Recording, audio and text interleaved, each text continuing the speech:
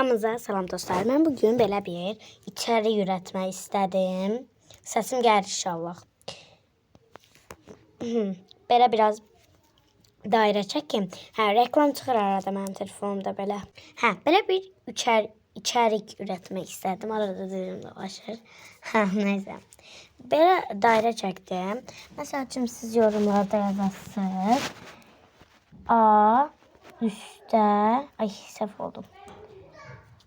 Üstə H. Mən də bərabərdir ürək qoyacağım. Ürək qoyacağım. Belə indi pis elədim göstərirəm deyə. İstəyirsiniz gözəl formasında göstərim. Tamam.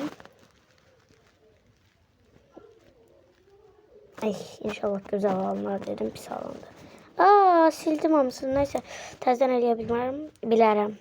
Çünki çox hızlı olur.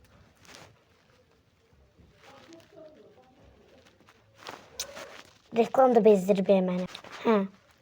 A üstə gəl H bərabərdir ürək. Alındığı qədər gözəl eləməyə çalışacağım. Neyse də belə bir içərik üretdim. Yorumlarda yazarsınız hansı hərfləri yazım. Bay bay, bu qədər idi.